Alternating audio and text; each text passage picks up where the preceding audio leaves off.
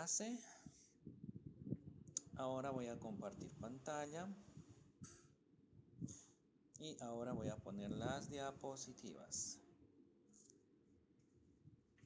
Bien, estábamos hablando, para recapitular, pues sobre los actos de proposición, en este caso los efectos jurídicos que trae a colación la demanda, ¿no?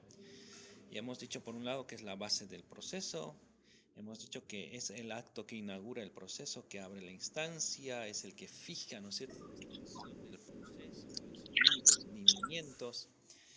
Es el que va a limitar también los poderes, ¿no es cierto?, de la autoridad jurisdiccional. Con referencia a la pretensión de las partes, pues también va a fijar qué consecuencias va a traer a colación para cada una de ellas. Y estábamos hablando del tema de la prescripción. El hecho de que tú presentas una demanda, pues significa una interrupción a la prescripción, ¿no? Si alguien me debe dinero, me tenía que pagar, quién sabe, ya se van a cumplir 5 años de que no me paga, pues yo presento una demanda y a foja cero vuelven los años para prescripción de esa obligación de carácter patrimonial.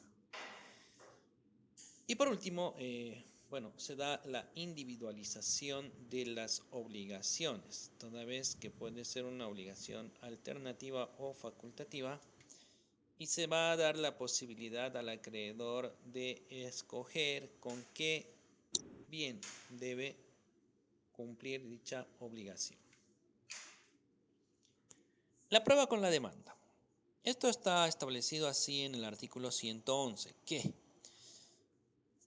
al momento de presentar nosotros el memorial de demanda, es precisamente ahí donde ya tenemos que ofrecer todos, pero absolutamente todos los medios probatorios, ¿no?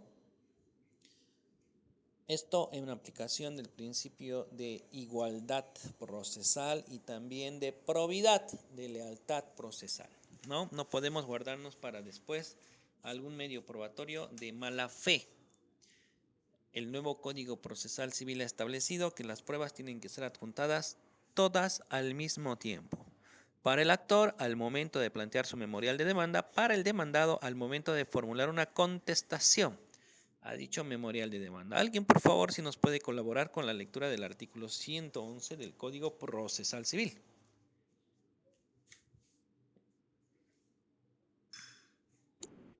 Chicos.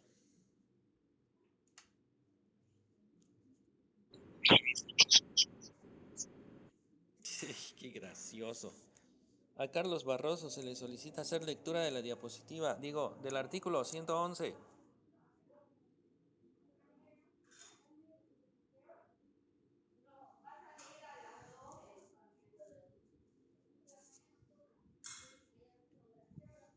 Eric preguntando, aquí ingresamos de nuevo. Claro que sí. Sí, por favor.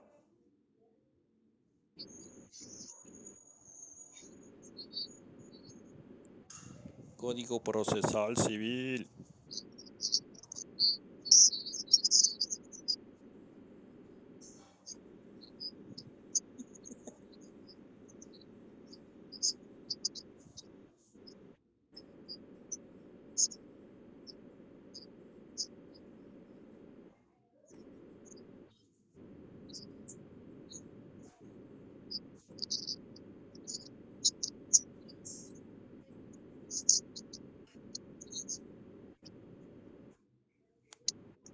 ¿Qué fue? ¿Qué pasó?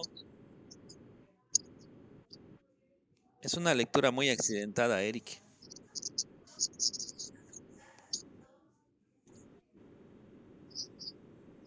Siga, por favor, siga.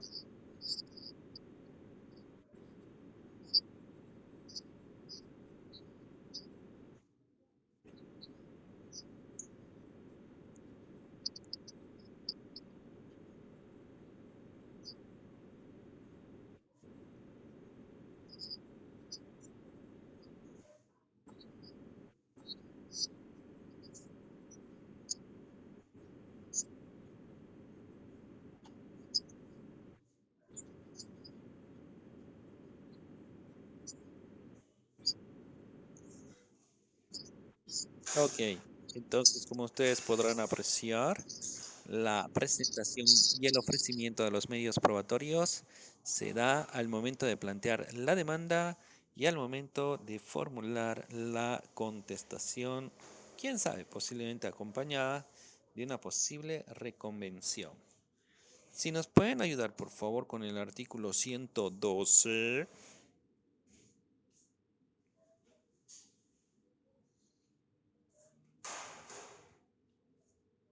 Jóvenes.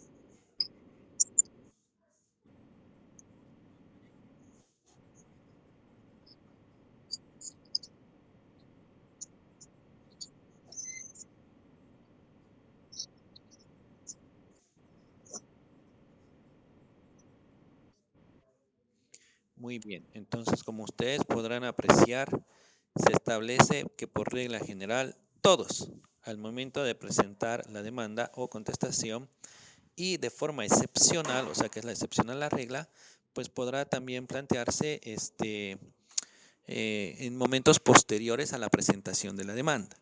Si son documentos que están en otras oficinas públicas o privadas, pues también deberá señalarse la autoridad jurisdiccional para que él, mediante oficios, pues solicite certificaciones o la remisión, ¿no es cierto? Ahora, si vamos a encontrar una prueba que ha sido generada después de la demanda, la tienes que presentar señalando que es un documento posterior a la presentación de la demanda. Ahora, si quieres adjuntar algún documento que ya tenía existencia anterior a la prestación de la demanda, el juez va a fijar día y hora de audiencia, que en realidad tienes que ir donde el secretario, y realizar un juramento de reciente obtención. Bien, por lo demás, todos los medios probatorios deberán presentarse con la demanda y con la contestación.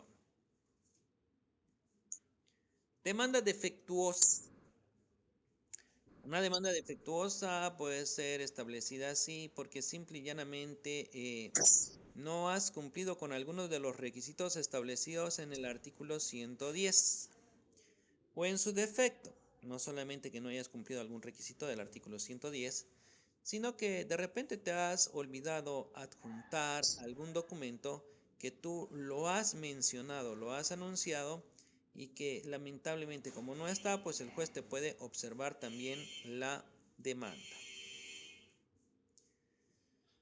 Una vez que tu demanda sea observada, vas a tener el plazo de 72 horas o 3 días, que es lo mismo, para poder subsanar dicha demanda a partir de tu notificación. Hay que tener mucho cuidado porque algunos jueces lo que hacen es hacer notificar esto por tablero y la parte anda deambulando por ahí sin saber que quién sabe ya ha salido pues de despacho, ¿no es cierto?, con la resolución judicial y ya te está corriendo el plazo para que tú puedas realizar una subsanación del defecto observado por la autoridad jurisdiccional. La demanda con pretensiones múltiples. Bajo algunos consejos que nos ha dado la doctora Sandy, algunos lineamientos de orientación, los cuales han sido muy acertados, por cierto, voy a subir ahí a plataforma algunos enlaces de las videoconferencias que tienen que ver con derecho y sobre todo voy a intentar, ¿no es cierto?, que sean aquellas que tengan que ver más con la materia. Esto de las pretensiones múltiples, por ejemplo, lo ha desarrollado el doctor Marco Antonio Goitia. No recuerdo si en el conversatorio que tenía que ver con la ejecución de los procesos civiles o en el conversatorio sobre, ¿qué era pues el otro conversatorio? Nulidades procesales y el principio de preclusión. Entonces, él en esas distintas disertaciones, pues ha hecho mención a este caso, a una posible demanda con pretensiones múltiples, ¿no? Alguien, por favor, que pueda leer el artículo 114 del Código Procesal Civil.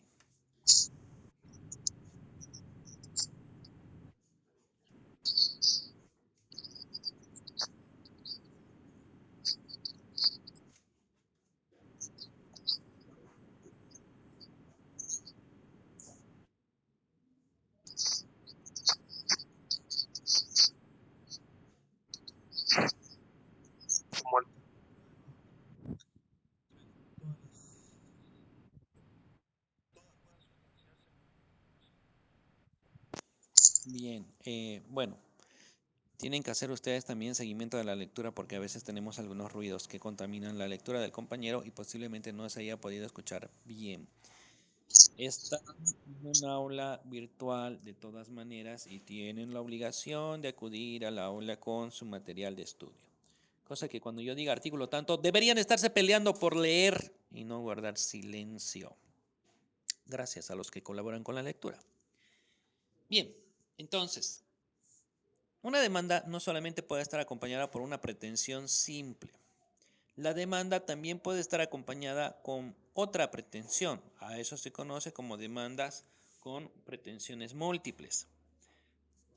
Para que el juez sea competente y lleve adelante este tipo de procesos con dos o más pretensiones, pues revisa lo que establece precisamente el artículo 114, que ambas sean de misma competencia, de la misma materia, ¿no es cierto?, que tiene el juez que está conociendo el proceso o al que pretenden plantear ambas pretensiones.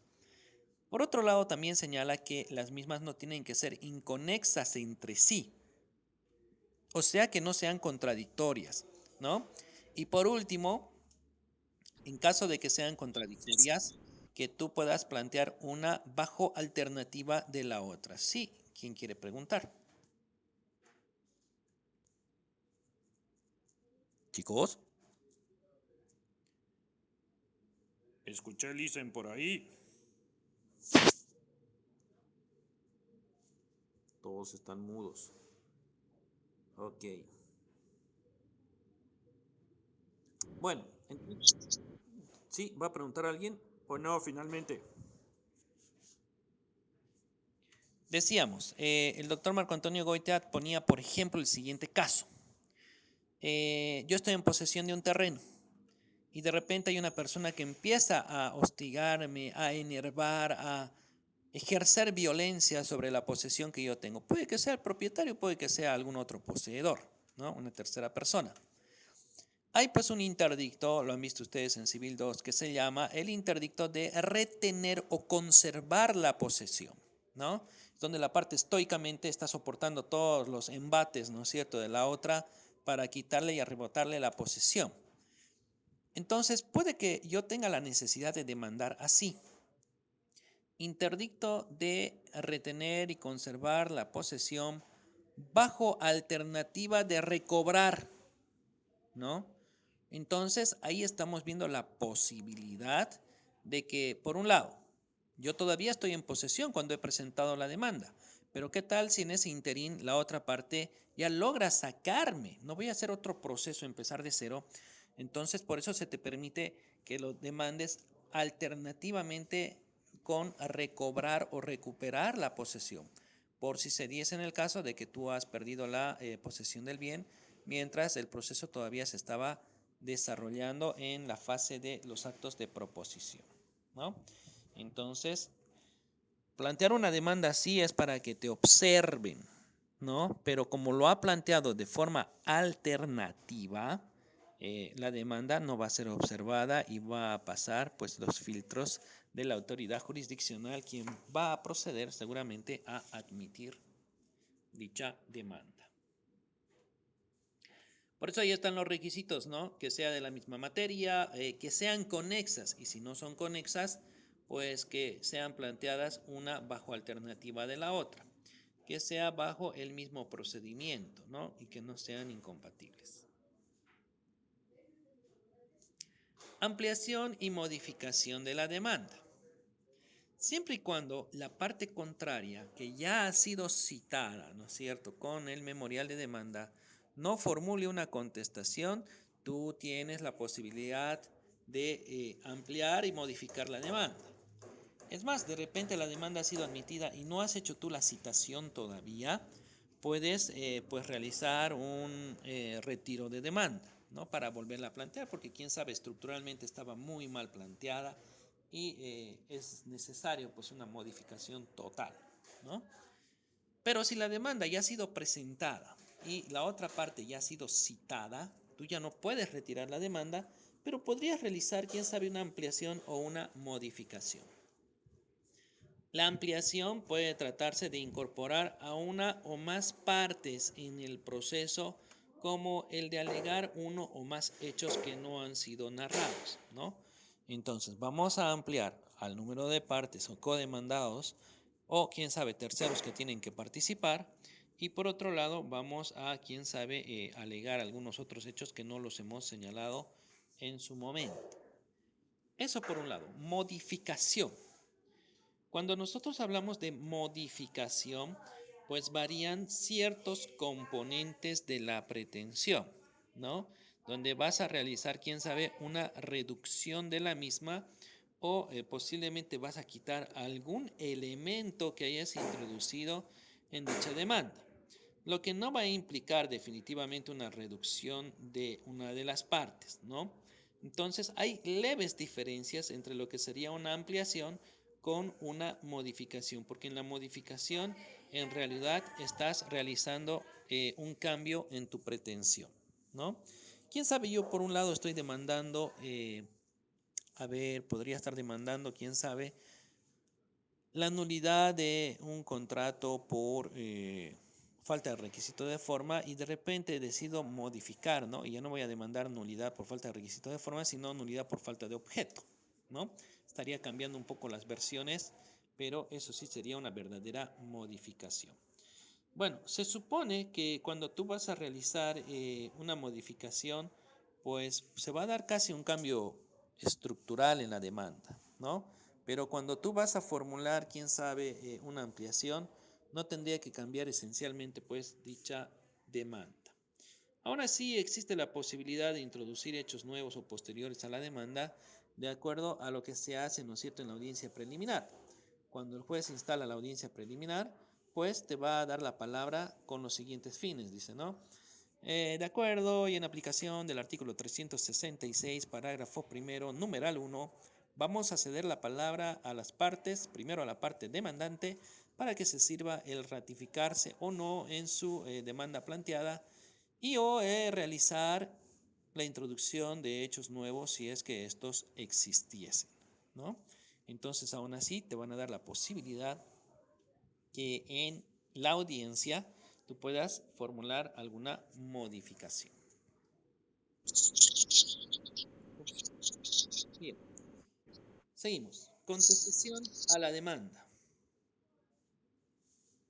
La contestación a la demanda es tan importante como la demanda, ¿no?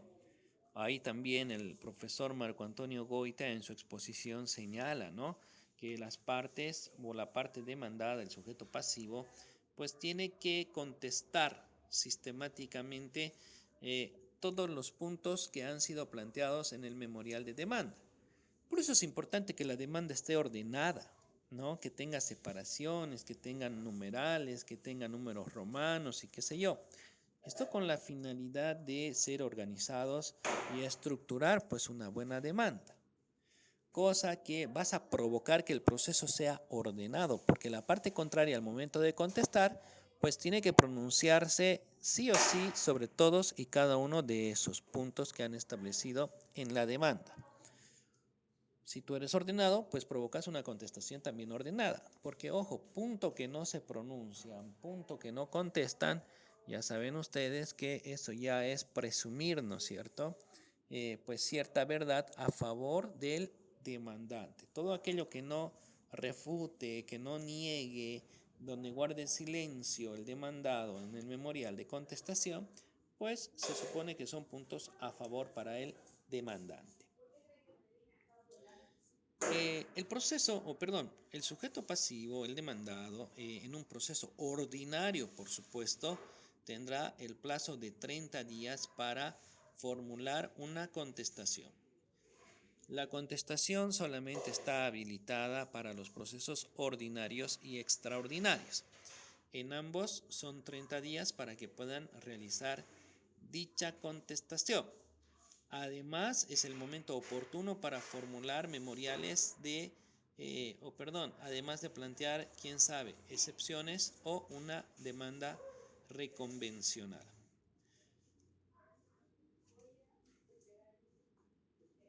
Ojo, también es el momento para poder observar toda la prueba que la otra parte ha planteado. Cuando digo observar no me refiero a ver y analizar. Yo digo observar bajo el entendido de resaltar pues algunos defectos o alguna prueba que según vos es total y completamente errónea o no es conducente, pues al momento de contestar tu demanda es el momento pertinente para hacer eso. Cuando te citan con una demanda reconvencional, pues lo propio. Cuando contestan solamente a una demanda y presentan prueba, tienes 6 días para observar u objetar la prueba de parte contraria. Formas de contestación. Tenemos 3 formas de contestación a la demanda y ya les he dicho, esto también tiene mucho de sentido común, ¿no? Relacionen, asocien para que esto sea más fácil al momento de contestar en el examen. Solamente se puede contestar, bueno, en realidad son 2 formas y hay una que no es prácticamente una forma, sino que es una situación de expectativa. Una demanda puede ser contestada en forma positiva, es decir, allanándose al memorial de demanda. Allanándose quiere decir que está de acuerdo pues con todos aquellos hechos vertidos en el memorial de demanda. Cuando se allana en forma completa, lo que tendría que hacer el juez sin ningún otro trámite es dictar una sentencia, ¿no? Siempre y cuando no se traten de derechos indisponibles. Esta contestación positiva o esta contestación allanándote que puedas realizar, pues también puede ser parcial, ¿no? O sea que en unos puntos, algunas cuestiones te allanas y en otros puntos y en otras cuestiones, pues definitivamente niegas. Como cuando contestas una demanda de divorcio, ¿no? Al punto 1.1, sí, señor juez, es cierto y evidente que mi persona contrajo matrimonio con la señora de nombre en fecha tanto. Al punto 1.2, es cierto y evidente que hemos procreado 2 hijos que responden a los nombres de los mismos que tienen las siguientes edades. Al punto 1.3, manifestar que no es cierto que mi persona realizaba agresiones ni físicas, ni morales, ni violencia económica. Aún así todo esto ya queda de lado ante los nuevos parámetros, ¿no es cierto?, de lo que es hoy un proceso de divorcio, el cual establece solamente invocar, sin necesidad de probar nada, el fracaso al proyecto de vida. Al 1.4, asimismo referente a la lista de bienes propios que ha señalado la o el demandante, señalar que el bien inmueble en el inciso D refiero a casa con número de matrícula, ubicado en zona, colindancias, superficie, etcétera, etcétera, etcétera, que la misma es un bien propio toda vez que yo la he adquirido por sucesión hereditaria, ¿no? Entonces estás contestando parcialmente algunas cuestiones en forma positiva y otras en forma negativa. Negando. Precisamente es esa la otra forma de contestación que hay a un memorial de demanda. En este caso, la parte contraria lo que va a hacer es pues realizar una negación total referente a lo que sería una postura ante el memorial de demanda. Lo que quiere decir que tú vas a contestar en forma negativa, negando todos y cada uno de los puntos que están ahí vertidos en la demanda. Puedes negar todo, como también puedes negar parcialmente, como ya habíamos hecho hace algún momento. Y por último, la parte también puede simple y llanamente no contestar, ¿no? Ahí estamos ante el caso hipotético donde la parte simple y llanamente va a tener una posición de expectativa, ¿no? No por ello el proceso se va a paralizar. Si la parte no contesta, pues el proceso va a ser llevado en su rebeldía. Que si fuera materia familiar, aunque no conteste pese a haber sido citado legalmente, sí o sí se le nombra un abogado defensor de oficio. En materia civil no. Cuando nombran un abogado defensor de oficio en materia civil, cuando ha sido citado mediante dictos y no hay pues la certeza de que la persona se haya podido enterar de esa demanda.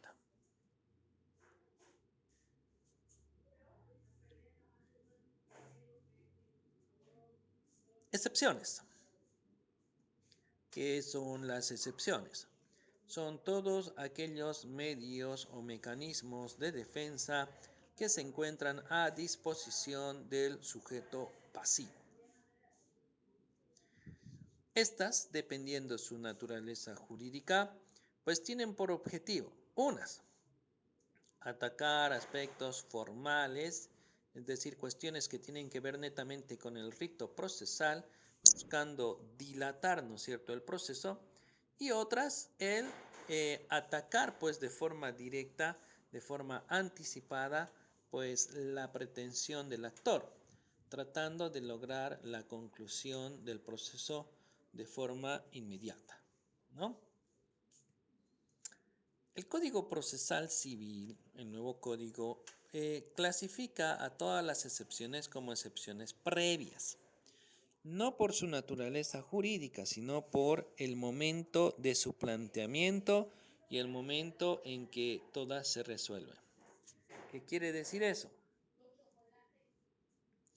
Eso quiere decir, por ejemplo, que antes habían excepciones previas, que son las de forma, y habían las excepciones perentorias, que son las de fondo.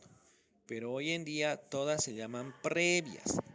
Antes las previas se planteaban dentro de los 5 días de la citación y las perentorias pues después de los 5 días hasta el final, hasta los 15 que era antes, ahora son 30. Antes se resolvían primero las previas y las perentorias se dejaban para sentencia.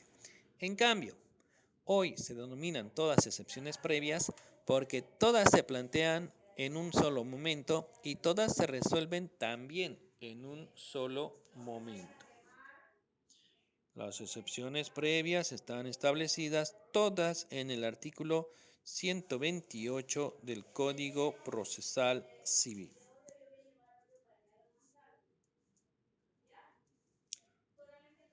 ¿Cómo se tramitan las excepciones? Bueno, si estamos dentro de un proceso ordinario, al momento de formular la contestación a esa demanda, pues es el momento oportuno de plantear las excepciones. Una vez que tú has sido citado, pues tienes el plazo de 30 días para contestar, reconvenir y para lo que estamos hablando, resolver las excepciones. Si la parte al momento de contestar la demanda ha planteado excepciones, estas van a ser corridas en traslado al demandante para que el demandante absuelva a esas excepciones en 30 días. Es como contestar a las excepciones. Si el demandado ha planteado, además de excepciones, una demanda reconvencional, como es una nueva demanda, es una nueva litis, no va a tener el demandante solo 15 días para contestar, sino que va a tener en realidad algo así de 30 días en total para contestar y formular excepciones y demás. A ver, vamos a tratar de graficar esto en la pizarra porque tiene cierto gradito de complejidad y quién sabe no me están entendiendo mucho. Para ello les vamos a pedir que atiendan por favor en la pizarra.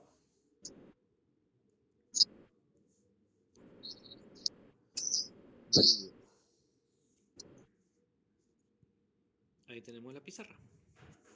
Digamos que por un lado está el sujeto activo, que es Juan. Juan va a plantear una demanda por decir algo, de reivindicación. La demanda es reivindicación. Reivindicación. Esta demanda va a ser instaurada contra el sujeto pasivo, que es Carlos. Bien, sujeto activo, el que presenta la demanda. Sujeto pasivo, el que es demandado. Entonces, una vez que Juan presente la demanda, Carlos va a tener 30 días para contestar, ¿ok? Si Carlos, al momento de contestar, formula excepciones, pues se va a correr las excepciones en traslado al demandante para que él las conteste en 15 días. Ahora, si Carlos, al momento de contestar, además de plantear excepciones, formula una demanda reconvencional, es decir, reconviene, Si es que reconviene, no van a ser 15 días, sino que va a tener un total de 30 días para contestar a esas excepciones Juan, ¿no?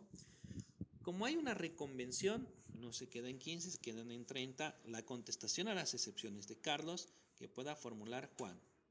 Juan, como ha sido citada con una nueva demanda reconvencional, pues también puede plantear excepciones, ¿no es cierto?, a la demanda que le ha planteado Carlos.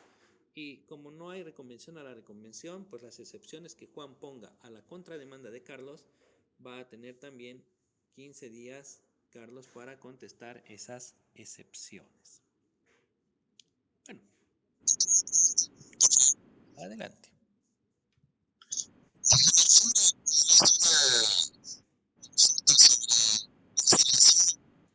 Yo.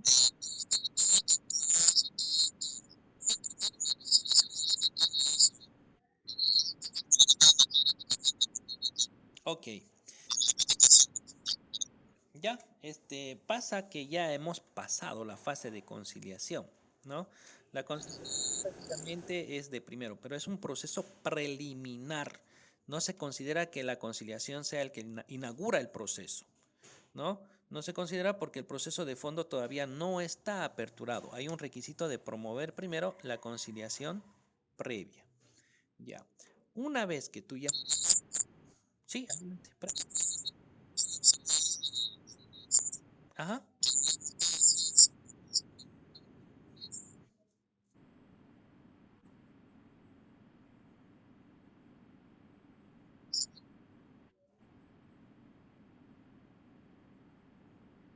Claro. Lo que pasa es que hay una conciliación que es la conciliación previa, esa lleva el conciliador. Y hay otra conciliación que se lleva dentro del proceso, que es la conciliación intraprocesal. Y esa sí la lleva el juez, ¿no? Entonces la pregunta va más dirigida a qué. ¿Está bien que el juez o el conciliador no permita el ingreso a los abogados? Generalmente nos ven como la piedra en el zapato para la conciliación. Nos ven como obstaculizadores. Entonces, ¿qué hacen ellos? No nos dejan entrar. No, usted no puede entrar, solamente las partes. Y eso no lo puede decidir pues ni el conciliador ni el juez. ¿Por qué? Porque ¿quién es el dueño del proceso? Las partes. ¿Qué quiere decir eso? Que la parte es libre de ser asistida o no en esa fase de conciliación, ¿no? Entonces, ustedes pongan ahí su criterio, ¿no? No lo que yo les estoy diciendo. Ustedes vean si es necesario. Claro, la conciliación previa aquí ya fracasó y por eso hemos tenido que ir a la demanda y la otra parte ha contestado y ha planteado excepciones y qué sé yo, ¿no? Bien. Volvemos a nuestra pantalla. Tararán, tan, tan, tan, tan. Aquí estamos. Bien, estábamos hablando sobre el trámite de las excepciones. Decíamos, la otra parte plantea excepciones, se corre en traslado 15 días. Si al momento de plantear excepciones formula una demanda reconvencional, son 30 días para la otra parte. ¿Quién tiene derecho a plantear excepciones para la demanda reconvencional también? ¿Qué pasa en un proceso extraordinario? La figura es casi la misma. Tú presentas tu demanda, una vez citada la otra parte, tiene 30 días igual para 1, contestar, 2, plantear excepciones y no hay reconvención. En el proceso extraordinario no hay reconvención. ¿Ok? Ahora, solamente al momento de contestar podría plantear excepciones el demandado, las cuales, de ser planteadas, pues se va a correr traslado al sujeto activo, al demandante, para que él absuelva las excepciones planteadas. ¿Qué pasa en los procesos de estructura monitoria? De a poco se va reduciendo. El ordinario es donde puedes plantear excepciones, contestación, reconvención y hay rebeldía. En el extraordinario puedes todavía plantear excepciones, puedes todavía contestar, ¿no es cierto? No hay rebeldía y tampoco hay reconvención. En un proceso de estructura monitoria, lo único que puedes hacer ante esa demanda es solo plantear excepciones. No hay contestación, peor reconvención, tampoco hay rebeldía, ¿no? Entonces, cuando el demandante presenta su demanda monitoria, entra la demanda al despacho del juez y el juez en los próximos 5 días va a sacar, bueno, 10 días, 5 en el ejecutivo, perdón, en el coactivo, 10 en el ejecutivo y los otros procesos de estructura monitoria, y el juez automáticamente va a sacar ya una sentencia, ¿no? Fíjense, la otra parte ni se ha enterado ni sabía del proceso y ya le van a noticiar con una sentencia seguramente pues en su contra. Habiendo sido citado con esa demanda y sentencia, la parte en un proceso monitorio va a tener 10 días y en un proceso en un proceso coactivo va a tener solo 5 días para plantear las excepciones. Planteadas las excepciones por el ejecutado o el coactivado, en los de estructura monitoria se le va a correr en traslado 10 días al demandante para que absuelva esas excepciones. En el proceso coactivo solamente se le va a correr en traslado 5 días para que absuelva esas excepciones. ¿Ok? Bien, una vez absueltas, contestadas de forma escritural, se va a fijar día y hora para que se desarrolle la única audiencia oral. ¿Ok? La única audiencia oral. Quiero ver cómo estamos de tiempo. Ya. Uy, se va a cortar. Ya, chicos. 128. Sería bueno que nos conectemos un ratito para la lista, por favor, y terminar de explicar eso. Solo 2 o 3 minutos. Conéctense nuevamente, ¿sí? Al mismo enlace.